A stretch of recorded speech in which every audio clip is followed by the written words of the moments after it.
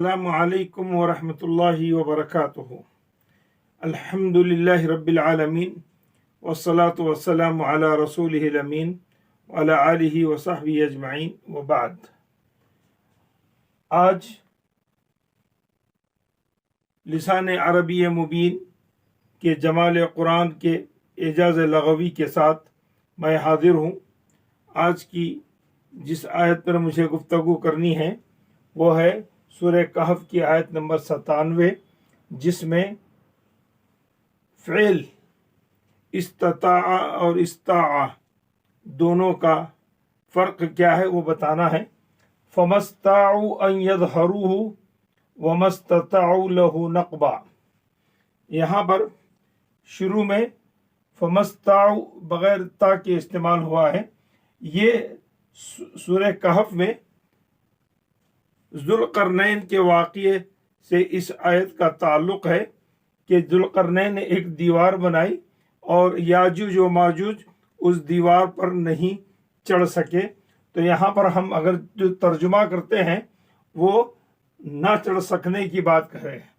فَمَا اسْتَطَاعُوا أَن يَظْهَرُوهُ، وہ اس کے اوپر نہیں چڑھ سکے، وہ اس پر غالب نہیں آ سکے۔ یہ مطلب ہے کہ یہاں پر ہم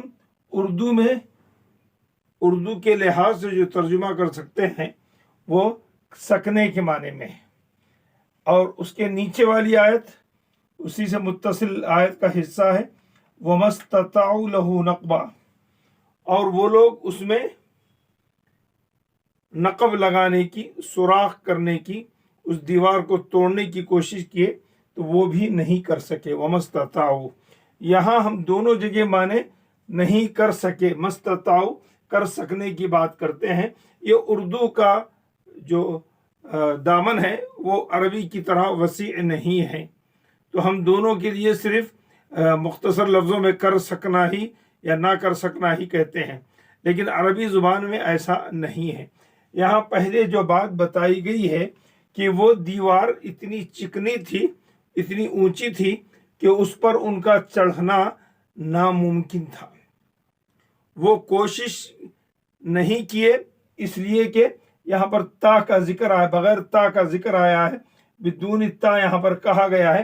اگر وہ کوشش کرتے تو بھی وہاں پر ان کو کامیابی نہیں ملتی، کیونکہ وہ دیوار اتنی اونچی اور اتنی چکنی تھی کہ اس کے اوپر ان کا چڑھنا مشکل تھا۔ تو اس لیے قرآن نے کہا کہ اس سے وہ کوشش کرنے کے قابل بھی نہیں تھے کہ وہاں چڑھ سکیں۔ تو اس لیے یہاں پر اگر ہم اس کا اردو میں ترجمہ کرنا چاہیں تو یہ ترجمہ جو کر سکتے ہیں، نہیں چڑھ سکے، یہ ایک عادی ترجمہ ہے، لیکن بلاغت کے نقطہ نظر سے اگر دیکھا جائے تو یہ اس معنی کے اندر ذہن میں یہ معنی ہونا چاہیے کہ وہ مطلقاً چڑھ نہیں سکے، وہ مطلقاً یا بالکل ان کے پاس چڑھنے کی استطاعت نہیں تھی۔ یہ بالکل یا مطلقاً یا رتی برابر کا لفظ یہاں پر اس معنی میں جو تا کے محذوف ہونے سے پیدا ہوتا ہے، جو اتنی باریک بینی سے عموماً ہم قرآن کے تراجم نہیں پاتے ہیں۔ وَمَا اسْتَطَاعُوا لَهُ نَقْبًا، دوسرے میں یہ بات بتائی جا رہی ہے کہ وہ اس میں کوشش کیے کہ اس دیوار کے اندر کوئی نقب لگائیں، کوئی سوراخ بنائیں، کسی قسم کی جگہ بنائیں تاکہ وہ جا سکیں۔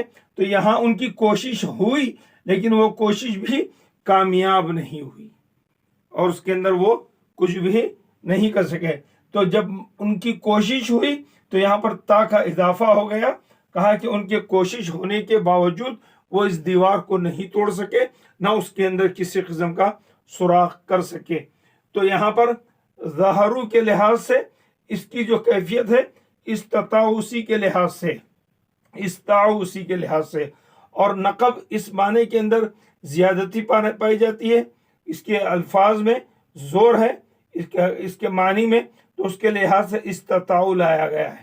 عربی کا ایک قاعدہ ہے، زیادت المبنی علی زیادت المعنی، یعنی عربی کے اس قاعدے کا مطلب یہ ہے کہ جتنے الفاظ زیادہ رہیں گے فعل میں تو اس کا معنی اتنا ہی زیادہ وسیع ہوتا جائے گا۔ جیسے ہم خرجہ کہتے ہیں نکلا، فاعل سے بات پوری ہو جاتی ہے، لیکن جب اس میں ایک حمزہ بڑھا دیتے ہیں تو وہ ہو جاتا ہے اخرجا، نکالا.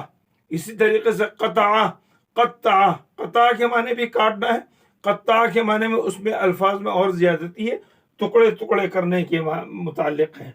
ہاں، تو اسی سلسلے کو ہم قرآن کے اندر دوسری آیت میں حضرت خضر اور موسیٰ کے قصے میں بھی، علیہ السلام کے قصے میں بھی ہم یہ دیکھتے ہیں کہ حضرت خضر نے حضرت موسیٰ سے کہا تھا سَأُنَبِّئُكَ بِالتَّأْوِيلِ مَا لَمْ تَسْتَطِعْ عَلَيْهِ صَبْرًا. یہاں پر ما لم تستطع کہا اور اس کے بعد کہا کہ صبرا، تم نے جو صبر کی کوشش کی تھی وہ تمہاری صبر کی کوشش ناکام رہی. وہ صبر کرنے کے لیے سوالوں کے جو حادثات پیش آئے کہ اس پہ بیچ میں سوال نہ کریں، لیکن وہ صبر کرنے کے باوجود بھی ان کو اس کا سوال کر بیٹھے. تو اب انہوں نے کہا کہ اب میرے اور تمہارے درمیان میں یہاں سے افتراق ہے، الگ الگ ہو جائیں گے. اور کہا کہ میں تمہیں ان تمام باتوں کی تفصیلات بتاؤں گا جو واقعات پیش آئے تھے.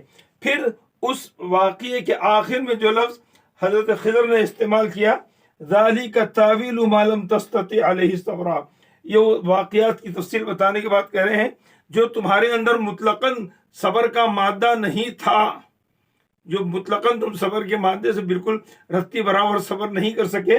تو یہاں پر اس تا کو حذف کر دیا گیا اور تستطیع کہہ دیا گیا. تو یہ قرآن کی وہ بلاغت ہے جس کے الفاظ کے ایک ایک لفظ کے اندر گہرائی پائی جاتی ہے، اور اہل لغت، اہل علم اور صاحب فہم کے لیے مسئلہ بڑا ہی دلچسپ